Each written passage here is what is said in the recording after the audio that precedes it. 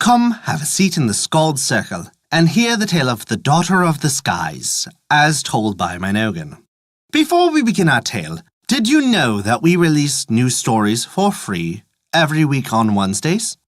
Be certain to subscribe to us on Apple Podcasts, Google Play Music, Spotify, Podbean, or whatever podcast app you fancy. That way, you'll never miss out when we release free bonus stories other days of the week. Never forget, visit thescaldcircle.com to stay up to date with all of our current happenings, and to also visit our story archive, sorted by origin and region. Now then, this begins the tale of the Daughter of the Skies. There was there before now a farmer, and he had a leash of daughters, and much cattle and sheep. He went on a day to see them, and none of them were to be found, and he took the length of the day to search for them. He saw, in the lateness coming home, a little doggy running about a park. The doggy came where he was. "What wilt thou give me," said he, "if I get thy lot of cattle and sheep for thee?" "I don't know myself, thou ugly thing. What wilt thou be asking? And I will give it to thee, of anything I have." "Wilt thou give me," said the doggy, "thy big daughter to marry?" "I will give her to thee," said he, "if she will take thee herself." They went home, himself and the doggy. Her father said to the eldest daughter, would she take him? And she said she would not. He said to the second one, would she marry him? And she said she would not marry him, though the cattle should not be got forever. He said to the youngest one, would she marry him? And she said that she would marry him. They married, and her sisters were mocking her because she had married him. He took her with him home to his own place. When he came to his own dwelling place, he grew into a splendid man. They were together a great time, and she said she had better go see her father. He said to her to take care that she should not stay till she should have children, for then she expected one. She said she would not stay. He gave her a steed and told her that as soon as she reached the house, to take the bridle from her head and let her away. And when she wished to come home, that she had but to shake the bridle, and that the steed would come, and then she could put her head back into it. She did as he asked. She was not long at her father's house when she fell ill, and a child was born. That night men were together at the fire to watch. There came the very prettiest music that was ever heard about the town, and everyone within slept but she. He came in and took the child from her. He took himself out, and he went away. The music stopped, and each one awoke, and there was no knowing to what side the child had gone. She did not tell anything, but so soon as she rose she took with her the bridle, and she shook it, and the steed came, and she put her head into it. She took herself off riding, and the steed took to going home, and the swift March wind that would be before her she would catch, and the swift March wind that would be after her could not catch her. She arrived. "Thou art come," said he. "I came," she said. He noticed nothing to her, and no more did she notice anything to him. Near the end of 3/4 again, she said, "I had better go see my father." He said to her on this journey as he had said before. She took with her the steed, and she went away, and when she arrived she took the bridle from the steed's head, and she set her home. That very night a child was born. He came as he did before, with music. Everyone slept, and he took with him the child. When the music stopped, they all awoke. Her father was before her face, saying to her that she must tell what was the reason of the matter.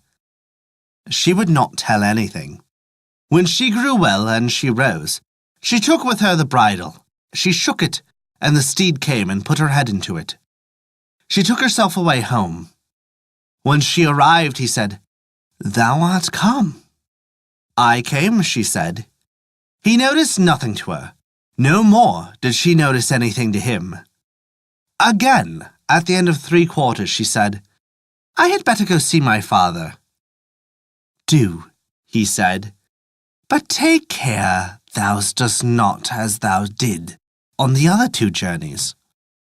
"I will not," said she. He gave her the steed and she went away.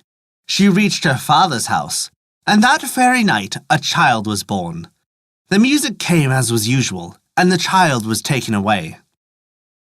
Then her father was before her face, and he was going to kill her if she would not tell him what was happening to the children, or what sort of man she had. With the fright he gave her, she told it to him. When she grew well, she took the bridle with her to a hill that was opposite to her, and she began shaking the bridle, to try if the steed would come, or if she would put her head into it. And though she was still shaking, the steed would not come. When she saw that it was not coming, she went out on foot. When she arrived, no one was within but the crone that was his mother. "Thou art without a horseman today," said the crone, "and if thou art quick, thou wilt catch him yet." She went away, and she was going till the night came on her. She saw then a light a long way from her, and if it was a long way from her, she was not long in reaching it. When she went in, the floor was already swept before her, and the housewife spinning up in the end of the house. "Come up," said the housewife. "I know of thy cheer and travel. Thou art going to try if thou can catch thy man. He is going to marry the daughter of the King of the Skies." "He is," she said. The housewife rose. She made meat for her, she set water to wash her feet, and she laid her down. If the day came quickly, it was quicker than that the housewife rose, and that she made meat for her. She set her on foot then for going, and she gave her shears that would cut alone, and she said to her, "Thou wilt be in the house of my middle sister tonight." She was going and going till the night came on her. She saw a light a long way from her, and if it was a long way from her, she would not be long in reaching it. When she went in, the house was ready swept, a fire on the middle of the floor, and the housewife spinning at the end of the fire. "Come up," said the housewife. "I know thy cheer and travel." She made meat for her. She set on water, she washed her feet, and she laid her down. No sooner came the day than the housewife set her on foot, and made meat for her. She said she had better go, and she gave her a needle that would sew by itself. "Thou wilt be in the house of my youngest sister tonight," she said. She was going and going till the end of the day and the mouth of lateness. She saw a light a long way from her, and if it was a long way from her, she was not long in reaching it. She went in. The house was swept, and the housewife spinning at the end of the fire. "Come up," said she. "I know of thy cheer and travel." She made meat for her. She set on water. She washed her feet, and she laid her down. If the day came quickly, it was quicker than that the housewife rose. She set her on foot, and she made her meat. She gave her a clue of the thread, and the thread would go into the needle by itself.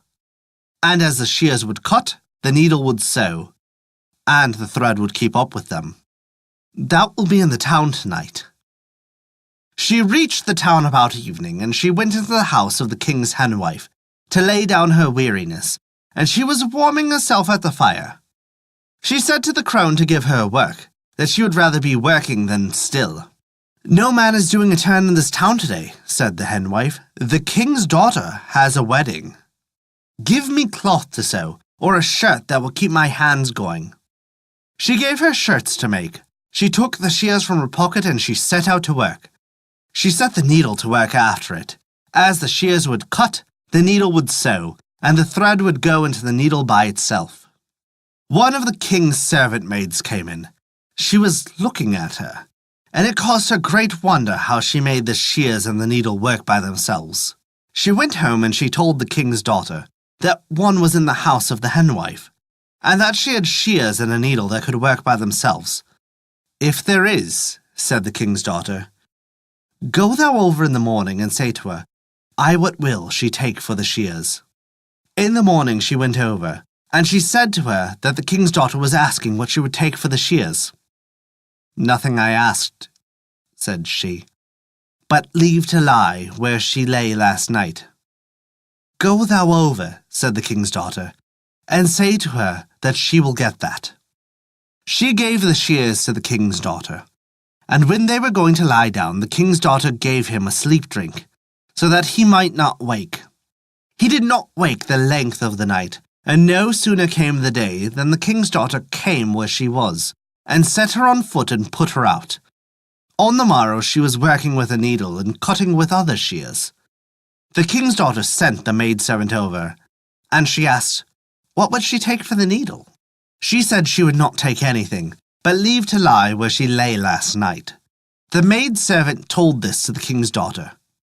"She will get that," said the king's daughter. The maidservant told that she would get that, and she got the needle. And when they were going to lie down, the king's daughter gave him a sleep drink, and he did not wake that night. The eldest son he had was lying in a bed beside them, and he was hearing her speaking to him through the night, saying to him that she was the mother of his 3 children. His father and he himself was taking a walk out, and he told his father what he was hearing. This day, the king's daughter sent the servant maid to ask what she would take for the clue, and she said she would ask but leave to lie where she lay last night. "She will get that," said the king's daughter. That night when he got the sleep drink, he emptied it, and he did not drink it at all. Through the night she said to him that he was the father of her 3 sons, and he said that he was. In the morning, when the king's daughter came down, he said to her to go up, that she was his wife who was with him. When they rose, they went away to home. They came home, the spells went off him, they planted together, and I left them, and they left me. And that is the tale of the Daughter of the Skies. Thank you for listening to our story. If you enjoyed it, please take a look at our Patreon page to learn how you can earn great rewards while also supporting us. We appreciate even the smallest of contributions, as they allow us to continue to release new stories every week for free on Wednesdays, and also provide bonus stories for your listening pleasure. Visit us at thescaldcircle.com to view our story archive, sorted by origin and region, and to stay up to date with all of our current developments. Once again, thank you for listening to our story.